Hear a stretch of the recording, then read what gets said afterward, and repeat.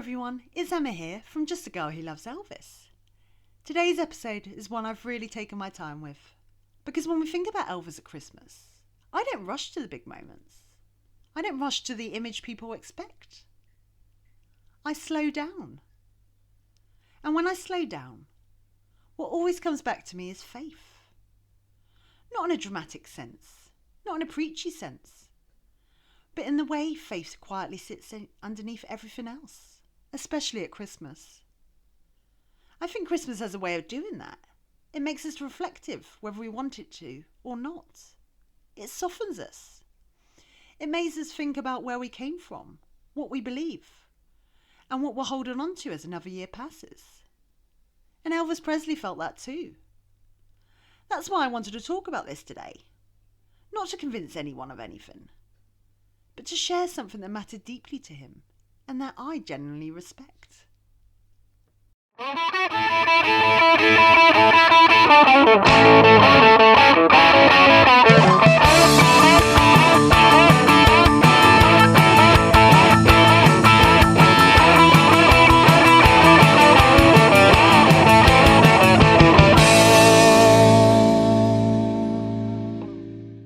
Elvis didn't discover faith later in life, and he didn't adopt it for comfort or image.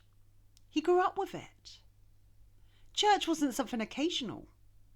It was part of the rhythm of life. Gospel music wasn't a genre. It was a presence in the home. Scripture wasn't distance. It was familiar. Christmas especially was centered around church and the story of Christ. It wasn't just festive. It was meaningful. And I think those early Christmases stayed with Elvis far more than people realise. Even when fame took him far away from Tupelo and Memphis, those roots never disappeared. They were quiet, but they were steady. As Elvis got older, Christmas didn't lose its meaning for him. If anything, it deepened. It reminded him of humility. It reminded him that no matter how big life became, there were things that mattered more than success or applause. Christmas pulled Elvis back to questions about forgiveness, grace and responsibility. Not in a perfect way, in a very human way. If you really want to understand Elvis's faith, you listen to his gospel music, especially at Christmas. Gospel wasn't something Elvis sang to impress people. It wasn't about charts or recognition. It was where he felt grounded. There are so many accounts of Elvis listening to gospel music late at night, alone, especially around the holidays. He wasn't performing. He wasn't rehearsing. He was listening. And that tells me everything. Because gospel music wasn't entertainment to Elvis. It was reassurance. It reminded him of home, of church pews, of his mother, of simpler times when faith felt uncomplicated.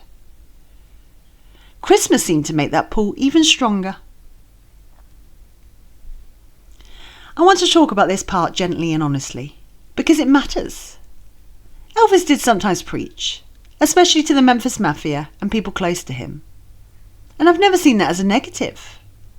He quoted scripture. He talked openly about God, Jesus, salvation and living rightly. Not to judge anyone, not to control anyone, but because he cared. Elvis worried about people. He wanted the people he loved to be okay. Not just now, but beyond this life. That's a very Southern, very Christian way of caring for others. And especially at Christmas, those conversations felt natural to him. Christmas has a way of slowing people down, opening hearts, and making us think about things we usually push aside. Elvis took that seriously, and I respect him deeply for it. One thing I've always appreciated about Elvis is that he never pretended to be perfect. His faith wasn't about claiming holiness. It was about returning. He struggled. He worried. He questioned himself. And Christmas didn't erase those struggles, but it softened them. Faith wasn't something Elvis used to feel superior. It was something he leaned on when he felt unsure. And honestly, That makes his faith even more meaningful to me, not less. Those closest to Elvis often spoke about his private faith. Quiet prayers, reading scripture, listening to gospel music alone. Christmas gave him permission to slow down and reconnect spiritually, even when his life was full of pressure and expectation. Faith didn't need an audience. It just needed honesty. Elvis's faith didn't stop at belief. He showed up in how he treated people, especially at Christmas. Kindness mattered to him. Compassion mattered to him. Looking out for others mattered to him.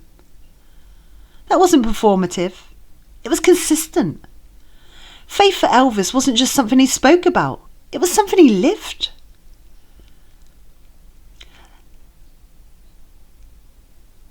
This side of Elvis matters so much to me because it shows who he was underneath everything else. Not an icon. Not a headline. Just a man who believed, who cared deeply, who worried about souls, including his own, and who returned to faith again and again, especially at Christmas. That's not weakness. That's humanity. And that's why I wanted to sit with this today. I think many of us recognise this kind of faith. Not loud, not perfect, but sincere. Christmas is a way of bringing that out in people, and Elvis was no different. And this leads beautifully into our next episode, because in episode 15, we're going to look at the joy side of Elvis at Christmas, the laughter, the warmth, and the fun at Graceland.